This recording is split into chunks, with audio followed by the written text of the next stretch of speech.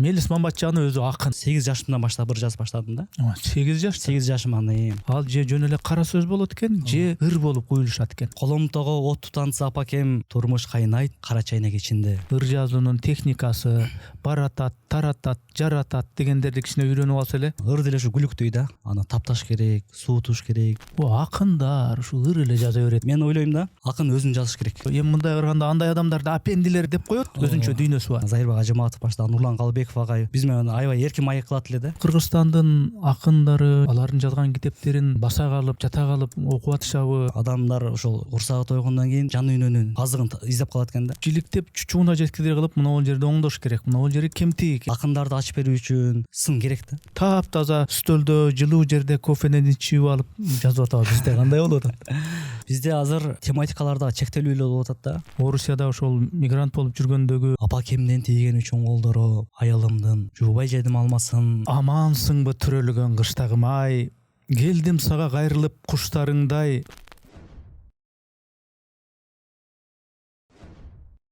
Урматтуу катталуучуларым, биз мамлекеттен же бир коммерциялык уюмдардан каржыланбайбыз. Мээнетибизди каржылай колдонуп калуучулар үчүн эсеп капчыктарды, номерлерди жазып койдук. Урматтуу достор, катталганыңыз, бөлүшкөнүңүз, жакса жакты деп басканыңыз биз үчүн маанилүү.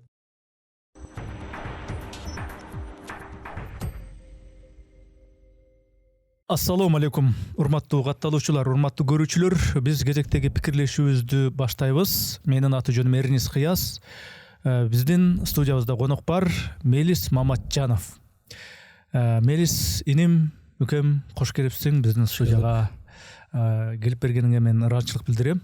Сизге чоң рахмат. Мен эми дароо айтып коеюн, эмне жөнүндө сөз болот. Мелис Мамбатжаны өзү акын. Анан жөн эле мындай катардагы баягы жана башка ушул сыяктуу деген категориядагы эмес, мен билгенден ушул ар нерсенин бир дыйканы болот да, киришкен.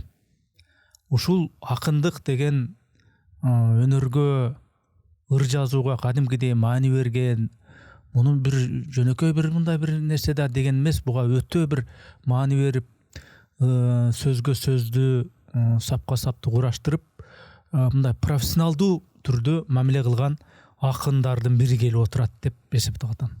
Демек, поэзия жөнүндө ошол ырдын деми менен тигил же бул проблемаларды, коомдогу, жеке инсандагы маселелерди биз сөз кылабыз. Эми акын болгондон кийин эми бул ушу чү дегенде эле мен акын болом, мен ыр жазам деген ушундай бир шык, дем качан пайда болду? Жакшы, биринчиден чоң рахмат.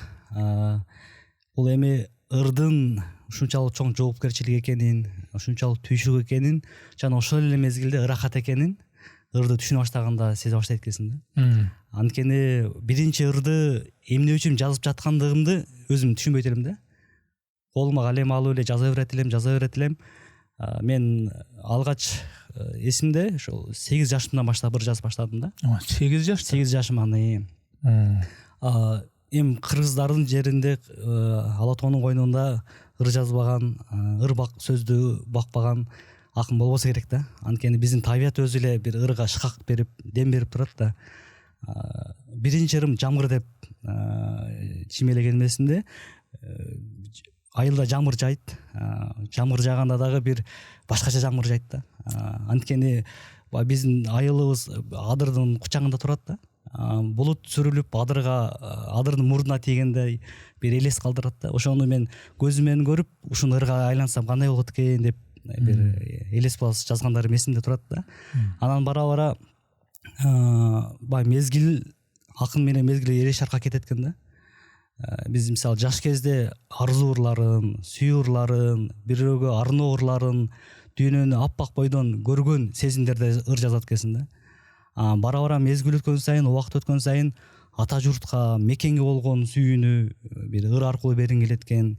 Азыркы учурда адамдарды жакындан тааный баштаганда, адамдар менен мамиле кура баштаганда, ички дүйнөңдөгү бир адам менен кармашып аткандагы туюмдарды, жашоонун башка кыртышынан караган ойлорду жазганга аракет кыла баштайт экенсиң да. Демек, жаш курак өзгөргөн сайын, жөйдөлөгөн сайын ошол жашка жараша баягы ойлонууга жараша этап болуп өзгөрүп турат экен да ырдын тематикалары. Ырдын тематикасы дагы ошол этабы менен өзгөрүп турат экен. Бирок буга дагы менимче ошо адамдагы изденүү дагы чоң түрткү берсе керек дейм да. Аң сезим жаш эле туруп бир өскөндөр бар. Анан ошо аң сезимби бир жаш менен бул аң сезим экөө эри шаркакта келбеши мүмкүн экен да.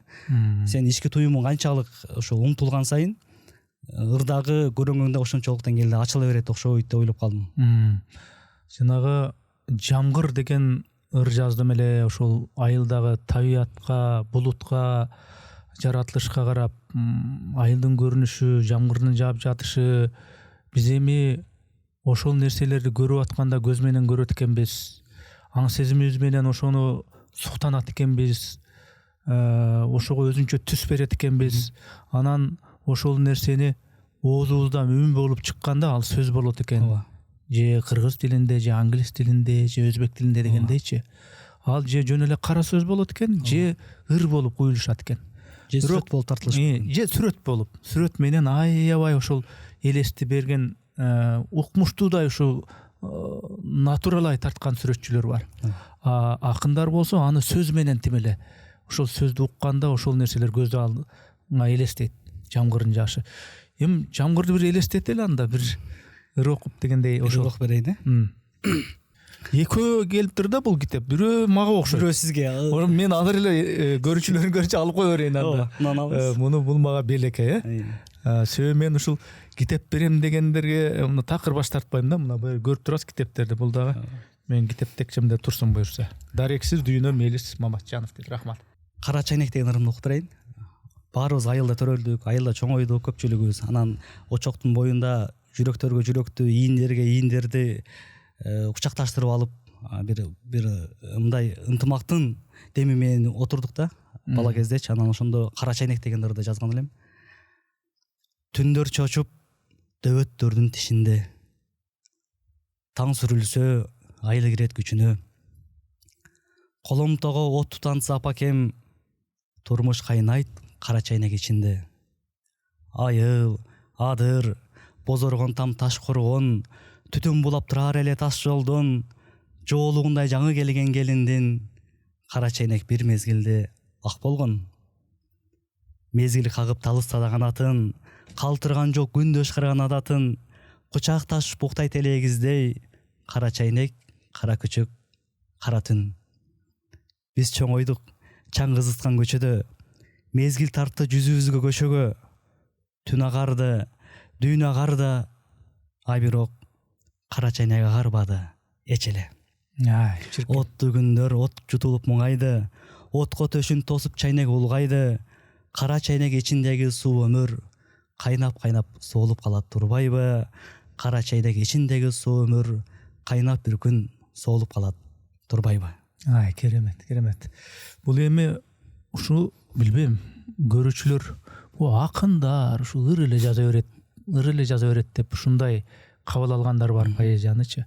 Азыр мисалы үчүн киши ыр окуп атканда ошол ырда эмнелер айтылып атат? Кара чайнек ичиндеги кайнаган суу, ал кайнаган сууга жанагы иттердин абалаган үндөрү, айыл, ошонун баарын сөз менен баягы сүрөтчү жанагы кист менен тарткандай кылып, калем менен, чебердик менен, анан уйкаштык да керек экен бул ырда. Негизи эле мындай бул нерсе адамдын дээринде болобу, же мунун ыр жазуунун техникасы баратат, таратат, жаратат, каратат дегендерди кичине үйрөнүп алса эле, анан мындай кылып туруп сөздү бир рифмага салып койсо эле, бул мындай поэзия болуп калабы негизи? Негизи ырдын баардыгы эле поэзия эмес деп эсептейм да. Ыр деле ушу күлүктөй да. Аны тапташ керек, суутуш керек деген өзүнүн баягы мыкты күлүк сапарына чыга турган абалына жеткириш керек деп эсептейм да. Ал үчүн төмөн түйүшүк керек, эмгек керек. Мен мисалы бир ыр жазсам, аны шыр эле бир күндө жазып, эртеси күнү социалдык тармактарга илбейм да. Бир күнү жазылган, бирден мен жазылган ырды 2-3 күн карабай туруп кайрадан караганда анын кемчилигин дагы көрөсүң да. Демек аны дагы баягы оңдогонго, кайрадан иштегенге туура келет да. Ошон үчүн ырдын баардыгын эле баягы уйкаштыгы, рифмасы бар туруп деле ыр болбой калышы мүмкүн да. Анда жан болуш керек, анда сезим болуш керек, анда табылга болуш керек да. Анда анан эң негизгиси тагдыр болуш керек. Себеби биз бир нерсени кармап, көрүп, мисалы сууну деле ичип көргөндө даамын сезгендей, сен ошол жашоону жашап, ошону жүрөгүңөн өткөрүп, анан сезип, ошол нерсени көрөрманга бир таттуу тамак сунгандай кылып туруп анан берсең, аны жеген көрөрман мисалы анын даамына мындай канагат алыш керек да. Мен ойлойм да, акын өзүн жазыш керек. Сен ырың кандай болсо, сен өзүң ошондой элесиң деп эсептейм да. Анткени ырдан акындын үнү, өзү, жүзү чагылып турат. Мүнөзү чагылып турат. Акындан мүнөзүн ырын окуп туруп деле кандай экенин билсе болот да. Демек ошол сен өзүңдү эле кайрадан жазып аткандыгын эсептейм да.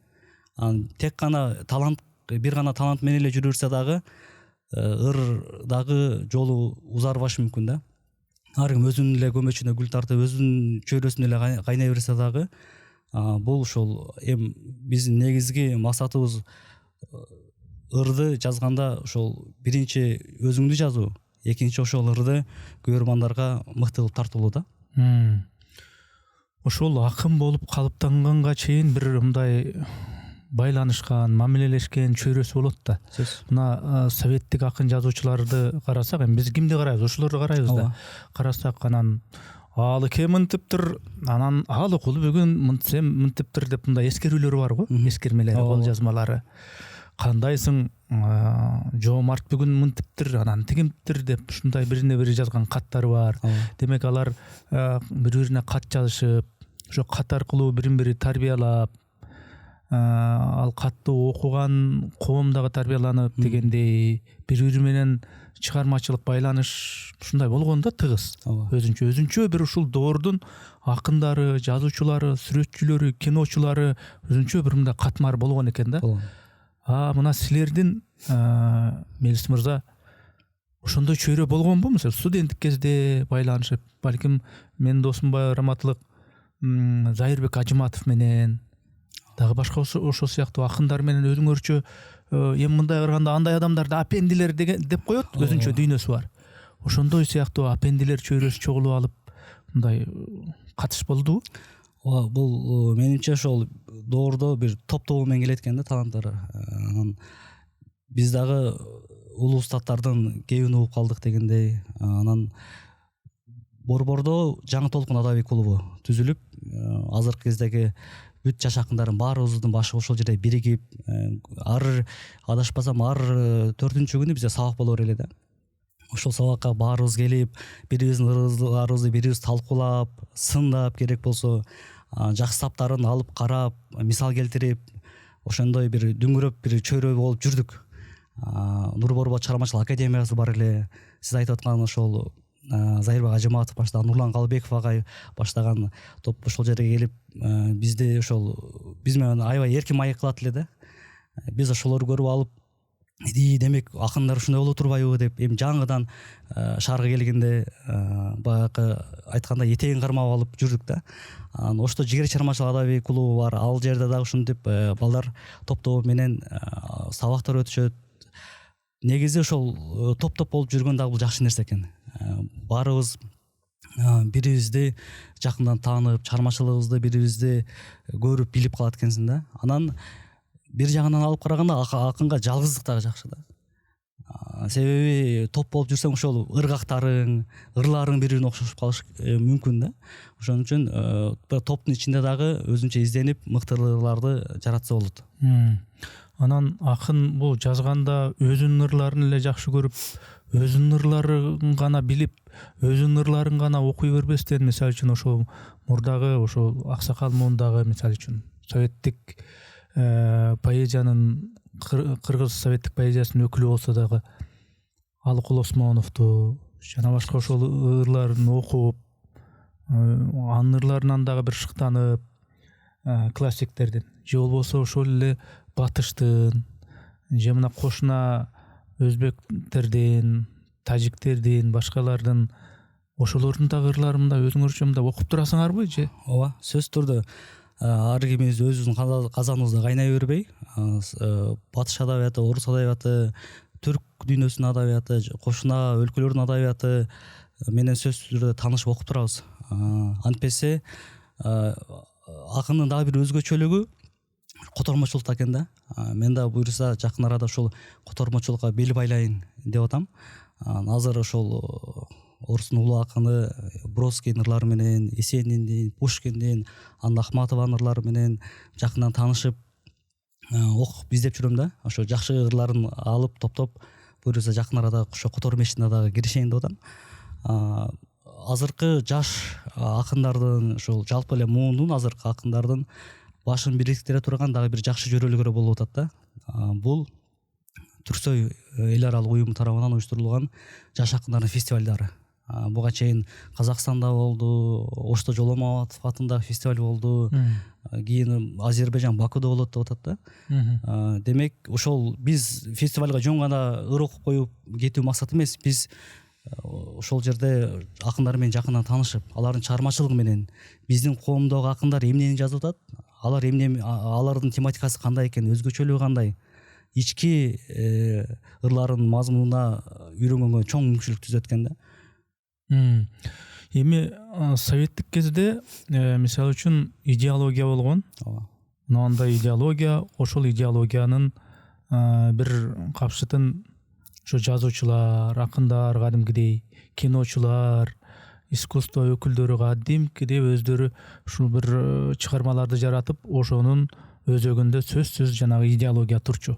Демек идеологиялык бир мындайча айтканда кызматкерлер болгон. Анан Чыңгыз Айтматовдон баштап ошол Алыкул Осмоновдогу, тиги Болот Шамшиев, Төлөм Шокеев, башка балет, бүт баардык тармактары ошол идеологиянын, советтик идеологиянын өңүтүндө болгон да. Эгемендүү Кыргызстандын акындары, жазуучулары эмне кызмат аткарып атат деп ойлойсуз? Алардын жазган китептерин баса калып, жата калып окуп атышабы? Ошондон шыктанып, жашу ушу Мелис айткан ырда экен дегендей ушундай катмар барбы сиздин оюңузча? Туура, баягы эгемендүүлүк жылдарынан кийин ар ким өзүнүн кинин өзү кесип, ошол бир өткөбөл мезгил болуп калды. Ал мезгилде ыр эмес, адамдын курсагы тойгонго дагы чамасы келбей калган учурлар болду да. Анын эң акыркы эпкиндерин биз да көрүп калдык. Эми азыр баары баягы тикеленип келатат да. Курсак тойду дегендей, адамдар ошол курсагы тойгондон кийин жан дүйнөнүн бир азыгын издеп калат экен да. Ошол учурларда биздин миссия койгондо окшойт деп ойлоп калдым да. Адамдар өзү бир баалуулуктарды издеп, өзүнүн ички дүйнөсүн тыңдаган учурлар болуп калат экен да. Менимче азыркы акындардын негизги миссиясы дүйнөдө адамдардын баардыгы бирдей да, баарынын жүрөгү бар, баары сүйө алат, баары адамбыз да жек көрөт дегендей да. Ошол сезимдерди бир баланстап турган, сезимдерди ойгото турган өзгөчө бир саясаттан дагы тыш, бир коомду бир мындай эйфорияга жетелей турган биздин ырларыбыз болуш керек экен деп эсептейм да. Биз ошол нерсени профессионалдуу деңгээлде баягы жаза билсек, эл ошону кабыл алса, демек акын ыр дүйнөсү менен элдин ортосунда мындай бекем көпүрө пайда болот да. Дагы бир жагдай, азыр эми баардык тармак соц тармакка көчтү да. Азыр түркүн баракчалар ачылып калып, Instagram, Facebook баракчаларында. Ошол жерде азыр колдонуучулар да көп экен да. Ар кыл акындардын ырларын окуп киргизип коет. Аны ошол баягы айтып өткөндөй баардык адамдар бирдей болгон үчүн жакшы кабыл алып атышат да. Демек биз өзүбүздүн продукциябызды жатып алып эле ыр жазып, аны эч кимге көрсөтпөй, окутпай койбостон биз өзүбүз эшигибизди ачышыбыз керек экен да. Ал бизге даяр платформа турат.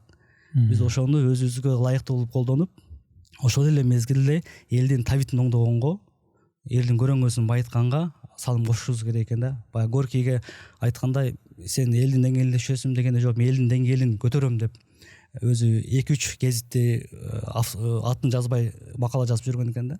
Демек биз дагы ушундай бир чоң миссияны мындай коркпой эле өзүбүздүн мойнубузга алышыбыз керек экен. Сиз туура айттыңыз. Негизи илгери акындар жазуучуларга кадимкидей каржы бөлүнчү, анан аларга шарттар түзүлчү, Арашан деген сыяктуу жерге барып алып анан ойлонуп илхом бир келсинчи бир шымаланып деп жазайынчы деп бир Түгөлбай Казаков бир китеп жазган экен, ошол эскерүүсүндө жазгандай илхамын күтүп качан илхамын келгенде жаза баштап анан аны жазып бүткөндөн кийин текшерүүчү тарап цензура деген бар, андан өтүп бүткөндөн кийин элге сунулуп анысындагы жазуучу акындар өздөрү сатпастан ошо тиешелүү менеджмент менен советтик болсо дагы сатып берчү дегендей.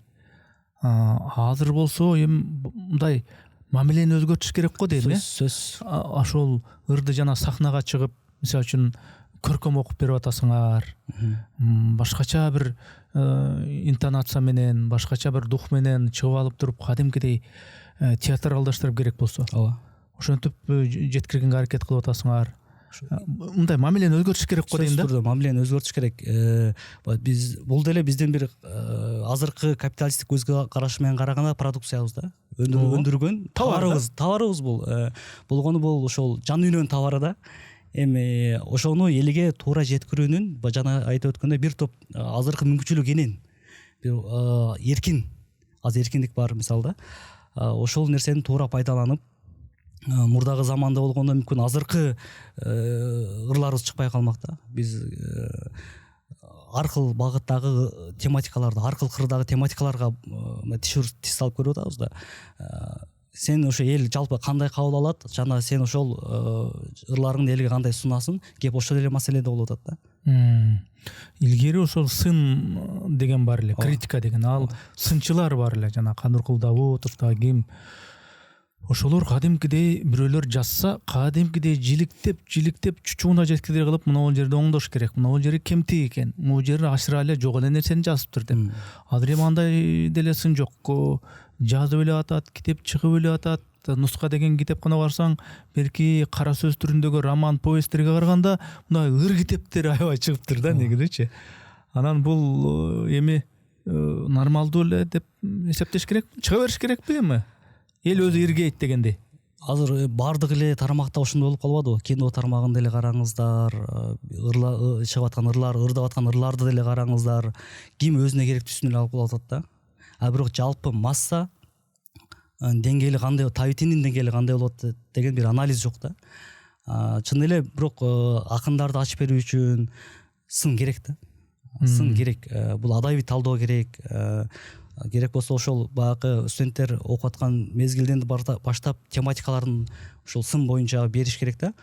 Анткени сын деген эмне? Бул сын десе эле бирөөнү тепкилеп же аны адабият айдыгынан чыгарып коюу эмес да. Сын деген ошол акындын жалпы чыгармачылыгын элге фильтрлеп, анализдеп, жөнөкөйлөтүп мындай сунуп берүү деп эсептейм да. Анан дагы биздин бир жаш акындардын кемчилдиги сынды көтөрө албайт да. Көпчүлүгү сынды туура кабыл алышыбыз керек. Сын албетте адамды өстүрөт, бирок азыркы рынок шартында алып карап көрө турган болсок, биз бардык чыгармачылыгыбыз элге жалпы жонунан эле жетип атат, бирок ким өзүнө керектүүсүн гана талдап алып атат да. Эми ыр жазат десе эле мындай кагазда алып эле же телефондон болобу, компьютерден, ноутбуктанбы да жазып көрүп, уйкаштыктарды таап жаза коюп, 4 сап болду, 5 сап болду, мына ыр дебестен, мисалы үчүн ошол эле бир чыгарма жаратарда Толстой согуш жана тынчтыкты жазганда мындай жөн эле асмандан алып жазган эмес, өзү ошол согушка барган аскер болуп. Пушкин деле бир махабатты жазарда өзү сүйүүнүн отуна аралап күйүп дегендей, кадимкидей куйкаланып, дагы башка бирөө болсо эмгек деген теманы жазарда эмгекти кадимкидей өзү эмгек кылып колу жооруп, анан кийин бул эмгек деген мындай экен эл деп ыр кылып жазганда. Сиздерде, биздин кыргыз акындарында кандай болуп атат мындай ошону колу менен кармалап көрүп, мүдүрлүп көрүп, чалынып көрүп, жеңилип көрүп, кайра туруп ошентип жазып атабы же мындай таптаза стөлдө жылуу жерде кофенен ичип алып жазып атабы? Бизде кандай болуп атат? Бизде азыр тематикаларда чектелүү эле болуп атат да. Мисалы ошол өлүбөс темага эле кирип ата журт, мекен, сүйүү деген тематикалардын арасында эле жүрөбүз. Эми анын бардыгы ошол сезип эле атып жазса керек деп ойлоп атам. Чын эле акын жазганда сиз айтып өткөндөй ошол нерсени өзү бүтүндөй кабылдап ички дүйнөсүнөн өткөрүп синтездеп ана ошону ыр аркылуу элге мындай сунуш керек да. Мисалы мен башканы билбейм, өзүм миграцияда жүрүп калдым. 5 жылдан ашуун Орусияда ашпозчу болдум, кара жумушчу болдум, мекенден алыста 2 жыл жүрдүм да. Ошол учурда анан чын эле ошол мээ менен жүрөк экөө бирге калат окшойт деп атам да. Баягы ата журтка болгон сагыныч, өлкөнүн ичинде жүрүп ата журту жаза албайт экенсиң да. Күндө ичип аткан сууң, дем алып аткан абаң сага билинбейт да. Сага бирөө белек бергендей эле жүрө берет экенсиң. Сыртта жүргөндө ошонун баардыгы аралыктан сезилет экен да. Мен ата журтумду, мекенимди, айылымды алаканымда карап алып өйдөдөн ошол сагынычымды, көз карашымды, туюмумду билдиргенге аракет жасадым да. Бул демек бул нерсенин жыйынтыгы ошол акын сөзсүз түрдө ошо өзүнүн дүйнөсүнөн өткөрүп анан жазыш керек экен. Эми кептин оролу келип калды. Эми ошол ата журтка сагынуу, мекенге сагынуу, алыста жүргөндө, Орусияда ошол мигрант болуп жүргөндөгү мындай жүрөктөн чыккан ыр саптарынан болсо бир окуп. Апакем алмасы деген ырды окуп берейин. Бир аз тарыхына токтоло кетейин. Биздин айылда, Жаңарык айылында апам экөөбүздүн кичинекей огородубуз бар. Анан экөөбүз талаадан бир өнөбү өспөйбү деп атып бир көчөт алып келгенбиз дагы отургузуп койдук. Кийин ал аябай жакшы чоң алма болуп берди да, кыпкызыл, эми баягы кинодогудай алма да. Анан алма мөмөлөгөн мезгилде мен дагы ошол мөмөлөп күчкө толуп турган мезгилимде Россияга кетип калдым. Анан бир күнү билесиздер да, апалар эми Москвада нан жок дейсизби, бал жок дейсизби, курут жок дейсизби? Жок, өзүм жасаган нерселерди сага салып жиберейин деп салып жиберет. Анан алам, алма карасам, алма дагы келген да. Алманы алып туруп эм жейин дегенде 2 сап дароо ыргып кетти да. Апакемдин тийгени үчүн колдору айылымдын жуубай жеймин алмасын депчи. Апам алыстан колдорунун изи турган алманы мага берип атса, мен аны кантип жууп жемей келейим деп анан ошол түндө жазылып кетти да. Ошону окуп берейин. Амансыңбы, айланайын кичинем, алаксытып койбодумбу ишиңен, эмне берип жиберейин дегенде мээлимиңиз керек деймин ичимен. Күйпөлөктөп, кыйгач байлап жоолугун, күндө эстеп жатса керек жооругум, дүйнөдөгү таттуулардын ичинен наныңыздын даамын таппай оорудум. Салганыңыз келди жар булутту, сезимиме чачылгандай тунуксу, өмүрүмдү узартчуудай сезилди, өрүк кагы, таза балы, куруту. Сагынычтан көтөрүлүп канбасым, суусаганда жуткум келди жармасын. Апакемден тийген үчүн колдору, айылымдын жуубай жедим алмасын. Апакемден тийген үчүн колдору, Кыргызстандын Алатоонун жуубай жеймин алмасын. Сонун экен. Мен да баягы студент кезде бизде мен да ошо Кара суунун Кызыл суу айылы ошол жерде жөн эле нан салып ийет, жада бир ошо азык түлүк салып ийет, ошол башкача элестетип, ошол жерде апаңды элестетип, анын сөздөрүн элестетип, өтө аярлап, бекемирээк жерге катып ошондой кыласың. Анан ошону эстеп кеттим. Баягы жууш керек да алманы, бирок жуубай, ошо апага болгон урмат, сагыныч куса, ошон үчүн мен жуубай жедим деген ушундай текст болуп атпайбы? Керемет. Негизи мындай ар бир акын өзүнчө бир тематиканы тандап алат. Бирөөсү сүйүүнү эле жаза берет, бирөөсү болсо дагы мекен жөнүндө эле жазат аябай, бирөө болсо ошо согуш темасын ушундай жазат дегендей. Мелис мырзанын тематикасы негизинен өңчө кайсы темалар? Бая сөздүн башына дагы айтып кеттик го. Ошол тематикалар мезгилге жараша, жаш куракка жараша өзгөрө берет экен. Азыркы учурда мен ошол ички дүйнө менен сырткы дүйнөнүн кагылышын, ички жан дүйнөдөгү бир мелис бар да, сырттагы мелис. ошо экөөнүн мамилесин жазып атам да. Мен дүйнөм эмнени каалап атат, мен эмнени каалап атам. Ошон үчүн китептин атын да дарексиз дүйнө койдум. Экинчи китебим дарексиз дүйнө деген дүйнөнүн баардыгынын дареги бар да азыркы учурдачы. Анан бирок жан дүйнөнүн издеген дареги жок да. Дүйнөң эмнени каалап атат. Ошол айрыкча 30 жаштан кийин адам бир баалуулуктар издеп баштайт экен да. Бир өзүн жашоодогу өзүнүн негизи койгон миссиясын, эмнеге жетишим керек эле, эмнеге жеттим, эмнеге жетпей калдым, эмнени жазышым керек эле, эмнени жазбай калдым дегендей чоң суроолордун аркасы үзүлбөйт экен да. Ошондой бир ой толгоолор, анан адамдарды жакындан тааный баштайт экенсиң да. Мурда дүйнөдө баардык адамдарды аппак элестетип, дүйнөнү өзүн ак кардай элестеткен учурлар болду да. Бара ошол турмушка терең кирген сайын адамдардын өзүн жазганга аракет кылат экенсиң да. Бул терең психология менен философияга ошол ыктап баратат окшойм деп ойлойм да. Ар адамдан сурай келсең, жашоонун мааниси эмне деп ар кимиси ар кандайча айтат. Мен ушул апамдын кадырына жетсем болду эле, апама атама бир жакшы заманбап чыккан бир машинеде мингизип, бир ак сарайда бир үйгө киргизип койсом, ошол мен үчүн эң маанилүү дейт. Бирөөлөр болсо дагы бир максатка бир мүлүктү алсам, ошол менин жашоонун мааниси дейт. Бирөөлөр балам дейт экен. Бирөөлөр дагы мен сулуулар конкурсуна катышып, ошонун номер 1 сулуу дегенди алсам, ошол маани дейт. Диндар дин багытындагы коноктор да келет. Андан сурасам, бул жашоонун мааниси ла илаха илlalloh, бир Аллахты таануу, ошого кулчулук кылып өтүү дейт. Бирөөлөр айтат, мен акырет, Кудай, бейиш, тозокту эмне кылайын, мен бул дүйнөнү түшүнүп алайынчы, мен түшүнө элекмин деп ушинтип өзүнчө ойго алышат да. Акын мелистин мындай адыркы курактагы, адыркы ушул турган турпатындагы ою кандай болду экен? Бул жашоонун мааниси эмне экен ошондо? Менде эки мааниси бар. Бул биринчиси жакшы адам болуп жашоодон өтүш да.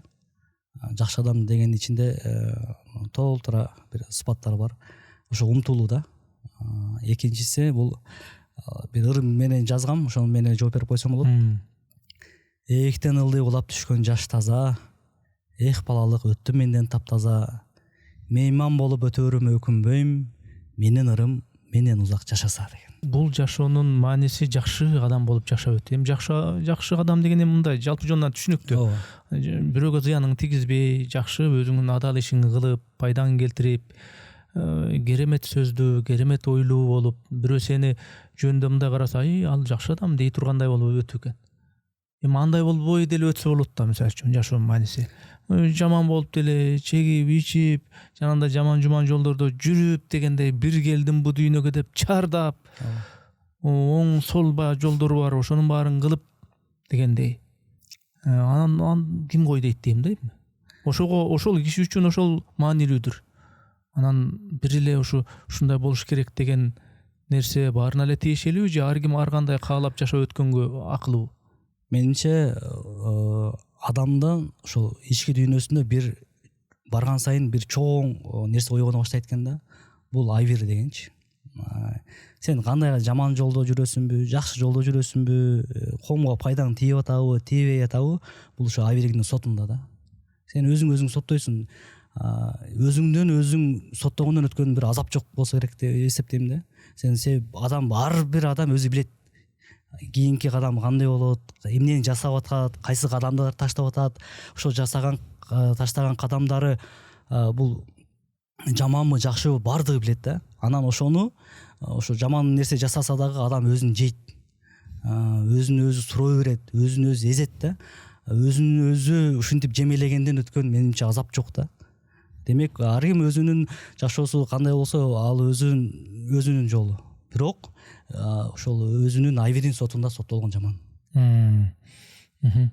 Эми акындык бул мындай, мисалы үчүн Мелис мырза үчүн бул кесиппи? Буну менен жан багабы? Бул менен бала чакага күнүгө же ай сайын 10 күндө бир мындай пул алып келип акча алып келип мына мен акча алып келдим эми сага могу кийимиңе мына тамагыбызга деп бул кесиппи же кандай же хоббиби же кандай? Ыр мен үчүн экинчи жүрөк десем деле болот да. Бул жүрөгүң азыркы жашап аткан согуп аткан жүрөгүң бул дүйнөдөгү миссиясын аткара берет. Сен өткөндөн кийинки ырларыңдын жүрөгү согуп туруш керек. Албетте бул менен нан тапканга, жамакканга деле болбойт азырчы чын-чынына келгендечи. Бирок бир жолу турмуштун күрү шаарына кирип кетип, бир жолу ырды унутуп эле менде бүгүн акча табыш керек деген негизги ой болсо, деме андан жакшы акын чыкпайт.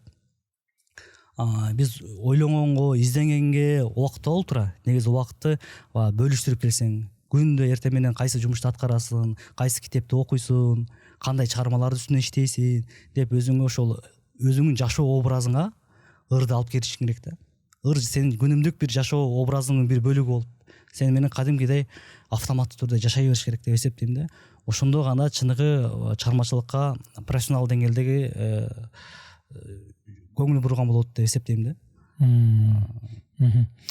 Бул эми ыр жазуу дегенде бул китеп көзүңө элестейт да. Ал эми китепке түшөт да. Китепти деген бирөө окуш керек. Окурмандар азыр мына мен эми окубай калды, убактысы жок, кенен кесирип отуруп 1 сааттап 2 сааттап китеп окубай калды, аны түшүнсө болот деп анан мен аудио китептерди окуп коюп атам. Менден башка да болуп тура. Кыргыздын азаматтары, кыздары окуп атат дегендей. Анан ошондо дагы ошого дагы убактылары жок да. Ошого дагы убактылары жок. Анан ошондо китепти эми сиз жазган китепти окуйбу мындай же аз гана чөйрөсү өзүнүн баягы чөйрөсү болот, өзүнүн фанаттары болот, аз болсо дагы. Ошондойбу же? Китептин өзүн сатып алып окугандар дагы өзүнүн топ чөйрөлөр бар. Биз негизи эле китеп көп окулбай калды дегенибиз менен бирок китеп окулуп аткандагы мындай тар болсо дагы чөйрөлөр өзүнүн ишин улантып келип атат да. Анан көбүнчө эле ошол китеп чыгардык, бирок баягы соц тармактар аркылуу эле окугандар көп да. Анан бирок китепти жатагалап, жазданып, китептин жытын жыттап талашып окугандар, бирок ошону дагы азыр кээ бир иш билген мыктылар китеп конкурсу аркылуу элге таратуунун, китепти окууну күндө адатка айлантуунун мисалы жолдорун иштеп атышат да. Менимче ушундай тенденция аркылуу сен китепти оку деп ага милдеттендирбей, аны кызыктырып, баягы канаттоого жем берип чакыргандай эле биз дагы ошол окурмандарга ырлары мыкты жазып, ошол соцсеттер аркылуу бөлүшүп атып, анан ошол акырын барып китепке колун тийгизе турган деңгээлге чейин жетиш керек го деп ойлойм да. Биздин ушу кыргыз акындарынын мейли ал кайсы муундагы негизги мындай кемчилиги, эске албай жаткан жактары эмне болду экен? Бүгүнкү күндө мен ошо улуу мундарды айтпайын, бирок улуу мундар менен ошол жаштардын ортосундагы байланыш бир аз басаңыраак деп айтсам болот. Анан экинчи нерсеси бул ар бир мыкты акындын өзүнүн мектеби болсо деп тилейм да. Катар шакирттери ошонун колунан билим алып, тарбия алып, ошонун ырларын оңдогон, пикирин айткан, сынын айткан, көз карашын айткан ар бир акындардын өзүнүн артындагы бир топ мектеби болсо, ошол бара мектеби дагы жайылып, мыкты акындардын тобу дагы мындан да көп чыкмак деп эсептейм да. Устат шакирт мамилеси, ошол ар бир акындын өзүнүн мыкты устаты, шакирттери болуш керек. Бул дагы адабиятка аябай чоң таасир этет. Мисалы мен Нарсулуу Курубаева эжекем, Нуриза Өмүрбаева устаттарым. Алардан кеп кеңешин алып турам. Алар менин катага кетирген, кыйгач кетип атканда жолдорумду түзөп турушат дегендей да. Бир ушундай бир ымала менен дагы мыкты жазганга болот да. Азыр ар кандай ушул заманбап доордо тигини үйрөтөм, бул чеберчиликти үйрөтөм, тамак жасаганды үйрөтөм, торт жасаганды үйрөтөм, чечен сүйлөгөндү үйрөтөм, тартынбай эл астына чыгып сүйлөгөндү дагы үйрөтөм деген чыкты. комузду үйрөтөм деген сыяктуу үйрөтөм деген курстар көп да азыр. Ушул акындыкты дагы, ыр жазганды дагы ушу техникасын үйрөтүү аркылуу бирөөлөрдө акын кылып пачкалап ушинтип чыгарып койсо болобу негизи? Менимче болбойт го дейм. Себеби ырдын техникасын, рифмасын баарын үйрөнсө болот. Негизи ар бир адам деле үйрөнсө болот да. Бирок анын ички структурасы, ички ырдын өзүнүн ички дүйнөсү. Ал ички дүйнө өзүнөн өзү чыгып албайт да. Аны эч ким үйрөтө албайт. Тек гана аны ар бир адам өзү сезиш керек да. Сенде ошол ички дүйнөңдө бир табылга, ырларыңда табылга болбосо, аны канчалык кооздоп, жасалгалап, бир катасыз уйка шытыгы барды орунда ырды окусаң деле, ал ырды окуп туруп, кайрадан китеп жаккандан кийин анын таасири жоголот да. Ал ырды эмне экендерин унутуп каласың. Демек, мында кеп негизги уйкачтыкта деле эмес. Кеп ошол ырдын табылгасында, сезиминде, жашаганында да. Анан анча мынча көрө калып жүрөм, байкап калып жүрөм. Биздин ушул кыргыздын жаш акындары, орто мундагы акындары, улуу мундагы акындары мына кошуна өлкөлөргө барып, алардыкы бизге келип дегендей, тажиктерге барып, өзбектерге барып, казактарга барып, мындай сахнада ыр окуп жүрөсүңөр да. Анан ошо ыр окуп атканда, мисалы үчүн силер кыргызча ыр окусаңар, өзбектер түшүнүп, тажиктер түшүнүп, казактар түшүнүп, кадимкидей мындай түшүнүү барбы, же жөн эле баягы өлкөлөр арасындагы достукту чыңоо максатында дегендин фонунда эле акындар, өнөрпоздор барып эле формалдуулук үчүн эле барып мындай катышып коесуңарбы? Жок, кече гана Казакстандагы Алматы шаарында Аль-Фараби атындагы Казак улуттук университетинде Дарекси дүйнө китебинин казакча которулмосун бет таанытымын өткөрдүк. Анан ошол жерде мен казакча китебим мурда берилген эле да, анан тиги казакча ырларды окушту студенттерчи. Аны окуп бүткөндөн кийин алып баруучу айтты да, эми сиз оригиналын окуп бериңиз депчи. Мен окудум. Окугандан суроо салды залгачы. Казакчасы менен котормосу менен кыргызчасы менен казакчасы окшош бекен десе, о, окшош экен, түшүндүк деди да. Анан мен ар бир ырым окуп аткандан кийин ошол түшүнгөн да жакшы кабыл алышты да. Көздөрүндө эле байкалса болот түшүнүп аткандыгы. Мисалы биз деле Мухалин окуйбуз, Шахановду окуйбуз дегендей да. Түшүнөбүз. Тажикстанга барганда мисалы Тажикстанга бара элекпиз. Себеби Борбордук Азия өлкөлөрү өзү акындары, тиги жазуучулары байланышта болуп атпайбы? Ошого мен өзүмчө таң калып койгом да, булар бирин бири түшүнөбү экен деп көрсө, биринчиден ошол өлкөнүн тилинде, улуттун тилинде которулат турбайбы? Которулат. Которулуп, анан өзүнчө баягы түп нускасындагы өзүңөр окуп бересиңер. Бул канчалык деңгээлде мындай чыгармачылык багытта мындай силерге мындай азык болот, же тиги талантыңарга талант кошот, жардам болот бул нерсе? Ушул өз ара катышуу. Өз ара катышуу чынында эле аябай жакшы натыйжалар берет экен. Бул биринчиден казак азыркы акындарынын адабиятына терең изилдегенге, алар учурда эмнени жазат, кайсы тематикаларга басым жасап атат, анан өзүңнүн чыгармачылыгың ошол жерде тараза ташына коесуң да. Биз кайсыл жакка, кайсыл багытка кетип атабыз, алар кайсыл багытка кетип атат дегендей бир адабий айдыңдагы баарлашуу. Аларда да мыкты акындар көп. Алар менен ошол мындай айтканда руханий байланыш түзүү да. Демек, алардын да ырларын биз кыргыз коомчулугуна жайылтканга дагы бир чоң мүмкүнчүлүк болот. Биздин бир гана өзүбүздүн казаныбыздагы гана ырлар менен азыктанбастан, келгиле ошол түрк дүйнөсүндөгү элдердин дагы, керек болсо орус, батыш элдердин дагы поэзиясын биздин өзүбүздүн калкка суналы. Алардан жаңылыктарды алып келели. Биз өзүбүздүн салттуу гана тематикалардан чектелип калбайлы деген сыяктуу мындай тамырлуу, орбитаны чоңойткон маселелер болот экен да. Кыргыз акындары десе Байдылда эске түшөт. Чымчып жазма жагынан ошол өзү жашап жаткан доордогу нерселерди оё жазып, же мидин да айтсак болот, ал дагы ошо баягы чымчыкей менен, какшык такмаза менен жалпак тилге салып ошентип жеткирген кыргыздын өзүнө. ошол сыяктуу тиги орустардан жана Маяковский өзүнүн стили бар дегендей. Эми биздин кыргыздын акындары деле тоо ташты, гүлдү, сүйүүнү, жаратылышты, бул жашоонун маанисин издеген мындай темалар албетте бар.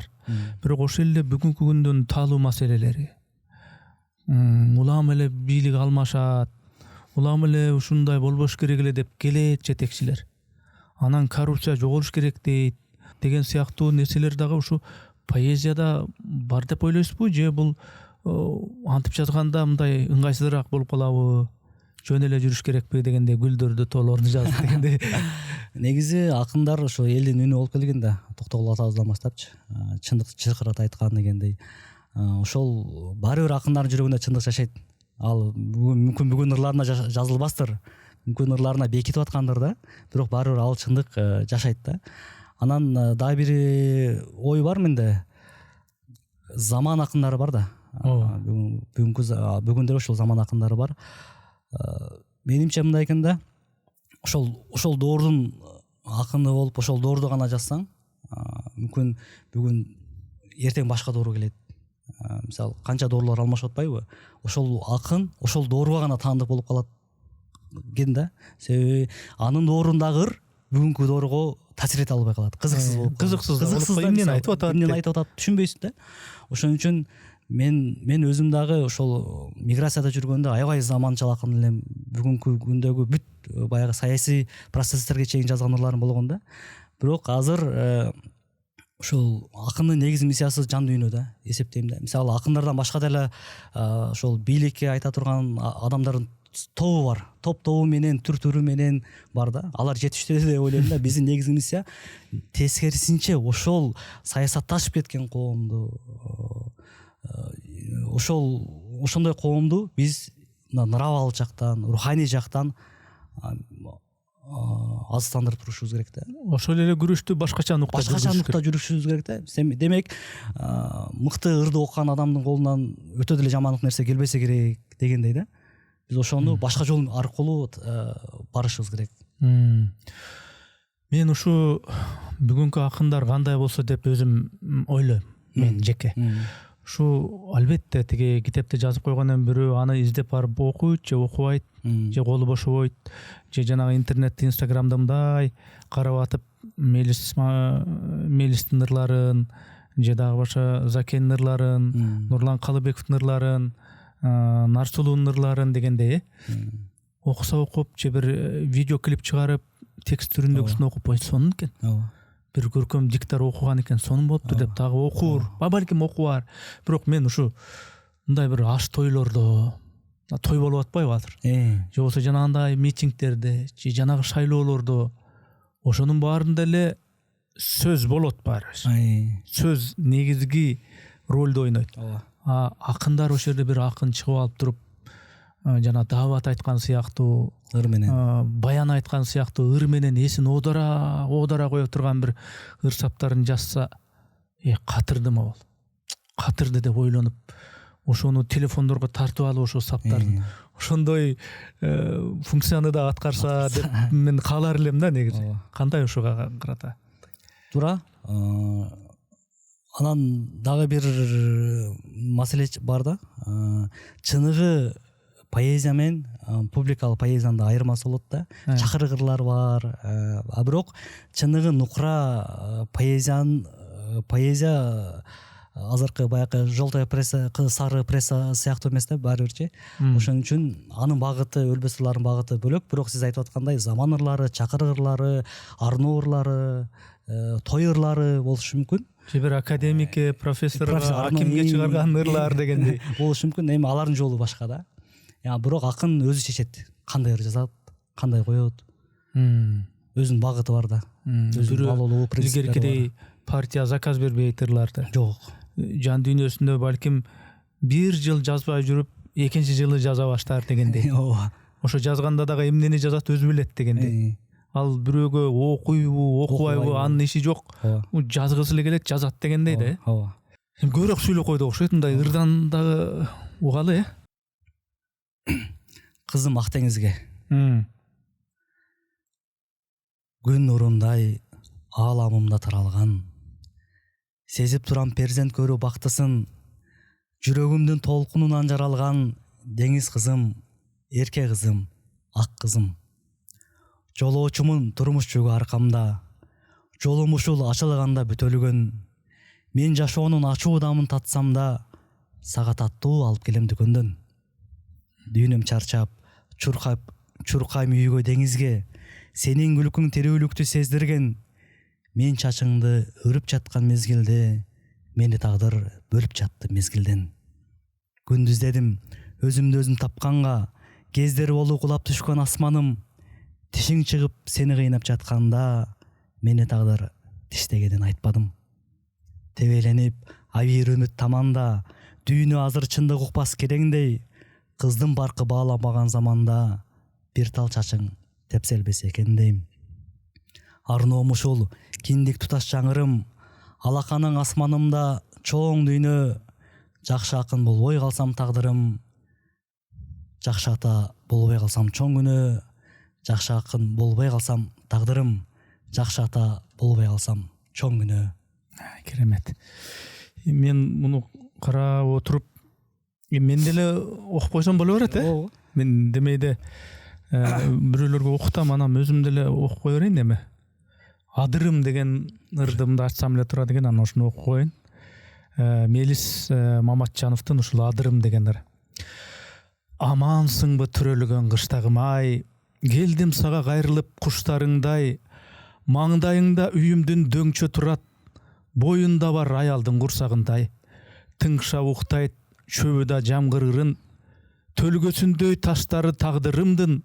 Кыйма чийме жолдору бырыш болуп, түшүп турат бетине адырымдын. Күч кубаты жуурулуп демге бүткөн, калдай болуп сезилет жерге бүткөн. Оттоп жүргөн койлору алыс жакта, кайнолудай көрүнөт жерге түшкөн. Мезгил менен токтобой жарышамын, балалыкка бара албай алышамын. Кучагында боло албай айылымдын, куса менен жүрөктү карытамын. Шамалына тагдырдын айдаламын, жылдарымдын кетирдим кайда баарын. Сендигимди далилдеп көз жумганда, сенин да бир дөңчөңө айланамын. Ой керемет. Өзүм жазгандай окудум го. Окумуш окуйсуз. Ай Азамат, негизи ушундай ырларды кээде барактап алып, Зайырдын ырларын да башка ыр китептер бар. Өзүнчө эле бир сүрөттөмө да. Ооба. Мен бай кара сөздү деле кечкеле ошо аудиолоштура бербей, буюрса поэзияны дагы ушу элдерге сунуп, поэзия угуу, ыр угуу маданияты, ырга балкып, ошону элестетип, ах чиркин ай деп элди маданиятын калыптандырууда демек ролу чоң. Сиз менен бизде байланыштуу экен да. Сөз, туурабы? Сөз. Ошол багытта да бир ойду уккум келет. Жөн эле күнөөлөй бербей, окубай атат деп. Канткенде ушундай калыптандырса болот. Мындай балким өйдө жактан тапшырмалар болуппу, же кандай бир жанагындай парктар ачылып атат. Ошо парктарда атайын чыга калып, тигил же бул мектептин атынан, университеттин атынан ыр кечелер уюштурлар, ушундай нерселерди салтка айландырыш керек. Сөз түрдө бул процесс революциялык жол менен эмес, эволюциялык жол менен улана турган процесс да. Акырындан ошол айылдарда, район, область, республикалык деңгээлдерде бир фестивалдарды, акындарды эл менен жолуктуруп, эркиде баяк колхоз малында акындар барып ыр окушчу да. Ошондой эле биз дагы ошол эл кыдырышыбыз керек да. Ар бир жерлерге барып, кандай сон мисалы карбайым элдерге барып алып туруп, ышкактан ыр окуп, ошондой бир процессти платформаны жайылтышыбыз керек. Анан дагы менин бир жекече субъективдүү оюм бар да, Мелис мырза. Мына азыр спортко аябай жакшы көңүл бурулуп атат. Ооба. Анткени өзү дагы биздин президентибиз Садыр Нуркожоевич дене тарбия институтун бүтүп, анан албетте бул спортко көңүл буруш керек. Элдин дени сак болуш үчүн жүгүрүш керек, спорт менен машыгыш керек, дени чың болуш керек, жана ооруканага дегенге жатпай эле коюш керек. Алдын ала ушул ден соолукка кам көрүш керек деп стадиондорду салып атканын, спортко көңүл бөлүп атканын мен түшүнөм. Бирок ошол эле учурда мына сиз кече жакында Казакстандан келдим деп атасыңар, Ташкентке дагы барам деп атасыңар ыр окуп деп.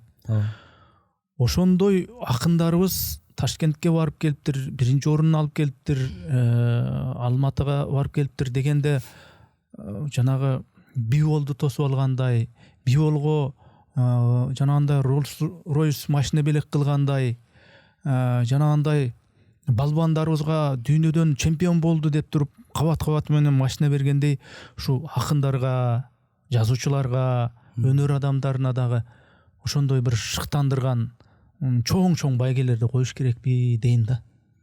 Туура. Менимче. Бир жагынан алып караганда туура. Анткени массада баягы ойгонбой жүргөн таланттар, жерлерде катылган таланттар, ошондой процессти көргөндөн кийин аларда бир жанданып, жамыр жаап өткөндөн кийин чөптөр ойгонгондой эле бир белги менен башталып кетиши деле мүмкүн да. Бирок эми мисалы спорт массалык спортта элдин баардыгына жасай ала турган, колдон келе турган нерсе. Поэзия, акындык, жазуучулук, негизи эле кара сөз менен иштегендер бул эми баягы бир аз тарыраак чөйрө.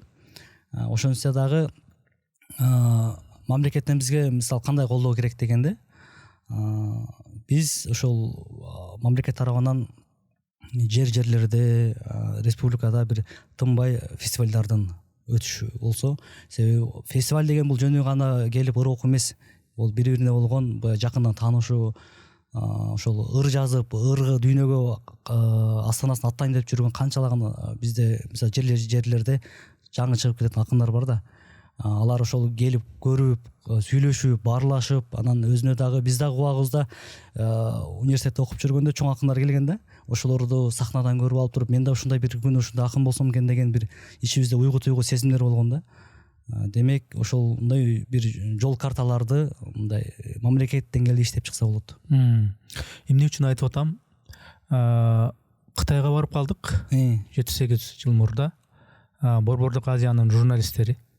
Анан эми рас журналисттер келип аткандан кийин биз кыйынбыз, биз укмушпуз деген жерлердин баарын көрсөттү журналисттерге. Булар барып, журналисттер тияк барып жазат, көргөнүн айтат деп анан укмуштун баарын көрсөттү. Бирок бир байкаганыбыз жасалмалуулук жок. Жанагындай биз барган кадимкидей бир ресторандарда, тамак жеүүчү жайларда мындай жеп атсаң, мындай жерде сахнасында кадимкидей улуттук бир эски баягы бир ырларын жанагы чоюп кытайча кийинип алып деп эле ырдап атты сахнада кадимкидей. Эл тамагын да жеп атат, буяктан өнөрдү да көрүп атат. Бу деген сөз баягы тойлордо, башкаларда кечке баягы фонограмма менен, фонограммасы жок, ырчылар келип бир-эки ырдап кетип калып атпайбы? Анан барган сайын ал нерсе мында тажатма да болуп атат, баягы кайталанма. Ошондон көрө эми баягы акындарды, жазуучуларды, кандай бир монолог аткаргандарды бир аткарган деңгээлге жетирсек болот эле дейм да. Болот, туура. Ал үчүн эмне кылыш керек? Мамлекет өзү сүрөш керек. Мамлекет өзү чоң колдоо мамлекеттен. Ошол мамлекет айрыкча ошо ким чечип атат баардык нерселерди. Ошо чечүүчү тарап, мону салгыла десе стадион салынып калып атат. Мону кургула десе спорт комплекс курулуп калып атат. Ошондой эле нерсени могул жерге заң кыйган бир маданият үйү дейбизби, же эмне дейбиз? Акындардын үйү дейбизби, жазуучулардын үйү дейбизби? Салсын. Ушу жерге бүт менмин деген кыйынсынган техникалардын, жарык журуктардын баары болсун. Анан мынау министрлик, мынау тиги ведомстволор жөн эле ары бери жүрө бербей, ошолорго ушуларга дем болуп, тиги отурган элдин арасында ошолор отурсун, галстугун мындай кылып алып, уксун ошолор, кол чапсын, байге сайсын деп койсо, менимче жакшы болот эле дейм да, салт болот эле депчи. Ооба. Бул дагы эми бир гана акындарга эмес, бул ошол жалпы жана айтып өткөндөй элдин табитин өстүргөнгө бул өтө чоң мындай түрткү бермек да. Ошол мисалы үчүн же болбосо она Садык Шер жанагы акындарды өзүнчө чогултуп алып, төкмө акындарды, анан кийин жанагындай ыр жазган акындарды дагы чогултуп алып өзүнчө уюштура коюп эле, алар канча байге үчүн, кызыктырыш үчүн бир кичине айлыгын коюп берип, анан мына манасчыларга дагы кээ бирки манасчыларга үй берип, мындай бир машина алып берген ишкерлер чыгып атат. ооба. Ошол нерсени менимче мамлекеттик деңгээлде ошондой кылса болот эле деп ойлойм да. Кандай деп ойлойсуз? Туура. Мамлекет деңгээлдеги колдоо баары бир эки адамдын тытмалап жүргөн аракетинен жогору турат да баарыбычы. Мамлекеттик колдоону сезгенден кийин ушул бардык тармактар, ошол түз баш ийген бүт тармактар бар да, ошолордун бардыгы башкача мамиле жасап калмак да. Эми жыйынтыктоо иретинде да суроо, бул поэзия жашай береби? Азыр жасалма интеллект деген чыкты, баары телефон карап калышты, баары даяр, көп ойлонуштун кереги жок, узун романдарды окуп кереги жок. Мага даярын 1 мүнөттүн ичине батырган кыска видеолорду гана көрөмүн деген доордо жашап атпайбызбы? Анан поэзияда мынтип ойлонуп, толгонуп, бул жашоого мен эмне келдим, менин жашоомдун максаты эмне дебей, батыраак кыймылдап, батыраак көбүрөөк акча таап, ошентип калыш керек деген заманда поэзия мындай барган сайын актуалдуулугу такыр эле жок болуп кетпейби? Жок, тескерисинче мен поэзияны жан дейт элем да. Жан. Анын жаны бар. Адамдар баары бир барып роботко айланып кетпесе керек дейм да. Адам боюнча эле калат. Техника өнүгөт, жашоо ыңгайлуу болот, бирок адам жан дүйнөсү ошол эле боюнча калат да. Демек адамдын жан дүйнөсү жашап аткан учурда поэзия жашай берет. Поэзия өлбөйт, жашай берет деп мен ишенем. Себеби тең тайлашып жанагы оондорду жасалма интеллект ырдап чыгып атпайбы? Кыргыз ырларын. Ырда жазып атат. Ырдагы жазып атат, уйкаштырып. Анан бирок баары бир адамдын колу менен, жүрөгү менен жазалган нерсе экөөнүн айырмасы аябай эле билинип калат экен. Тиги жасалма интеллект, мен да бир сынап көрүп ыр жаздырып көрдүм. Көрсөм жазып берди. Бирок эми баары бир ал жасалма интеллект экени, же менин көзүм ошондой көрүндү, дароо эле билинет да. Анын негизгиси анда жан жок да. Сиз айтканда рифмасы, ой берүүсү бардыгы бар. Бир укмуш ыр жазып койду, бирок анын ичинде жан жок да. Ал жасалма интеллектте тагдыр жок да. Адамда тагдыр бар. Адамда тагдыр бар мезгилде, адамда жан бар мезгилде, адамда жан дүйнө бар мезгилде поэзия өлбөйт. Мен эми берейин деген суроолорумду берип бүттүм эми. Анан ушу жыйынтыктоо иретинде мен сөз берейин дагы, анан дагы бир ыр менен жыйынтыктап мындай жаккан, баары эле жагат болуш керек эми жан дүйнөдөн чыгып аткандан кийин, бирок баары бир өзгөчө бир тиги баламы жакшы көрөм өзгөчө, бул кызымы жакшы көрөм дегендей ырлардын арасында дагы ушундай жакканын бир угалы дагы, анан жыйынтыктасак. Сизге да чоң рахмат ушундай аянтча түзүп бергениңизге. Кандай жаманбы, жакшыбы, азбы, көппү баягы суроолоруңузга жооп бердик. Сенин атың Ырбала деген ырымды окуп берейин. Балам Элмирбек Иманалиевдин атынан коюлган. Тыңшап турам тагдыр созугон ыргакты, тар бөлмөдө угулбаган угулган, балам сенин манжаларың сыяктуу, жашоо ушул жумулбаган жумулган. Жасалмасыз күлгөнүңдү талашам, балалыгым көздөрүңдөн караймын, сен асмандан жылдыздарды санасаң, мен аскада өмүрүмдү санаймын. Элмирбегим, сенин атың Ырбала, эрмектей бер тагдыр жулган жакамды, беким бечек ойнойбуз деп кыйнаба, өзүн өзү таппай жүргөн атаңды. Билбесин деп жан дүйнөмдүн жашоосун, корунамын чыкпай калган жашыман, жамгыр жааса сен жүзүңдү тососуң, мен корголоп кол чатырга жашынам. Тагдырыңда бакыт болсун кушкабар, турмуш мара жарыш күткөн тулпарсың, мен уктабай жүргөн кезде уктап ал, мен чуркабай калган кезде чуркайсың, мен уктабай жүргөн кезде уктап ал, мен чуркабай калган кезде чуркайсың. Ай, керемет. Кол чабайын десең бир аянычтуу, бир себелеген бир өкүт дагы жатат, анан элестетип алып каппатан көрө дей тургандай кылып да ушундай жакшы жазылыптыр негизи. Мен дагы негизи ушу студент кезде мындай ыр жазчу элем. Анан анча-мынча жазып коем. Анан Ошо силерде акындардын ырларын бир сыйра окуганда өчүрүп анан жыртып ыргытып дегендей. Ийгилик болсун, ийгилик болсун. Биз кандай кесипте болбойлу коомубузга сөзүбүз менен, өзүбүздүн ошол сөздөгү идеябыз менен жакшы ниет менен жардам берип атабыз деген ойдомун. Көпчүлүк эмес, эми айрым бир адамдар ушул акындар эмне кылат ушу? Же күрөк менен жанагындай бирдеме казбаса коомго, же мынандай кылып иштебесе, анан ыр жазса эле эмне пайда деп ойлошу мүмкүн, бирок ошо ырдын өзүндө идея жатат. Жакшы бол, жаман болбо дегенчи. Анан ошондой вазыйпаңар менен кызмат өтө бергиле. Рахмат. Жараткан жалгасын, жараткан түз акыйкат жолдон адаштырбасын. Чоң рахмат. Рахмат.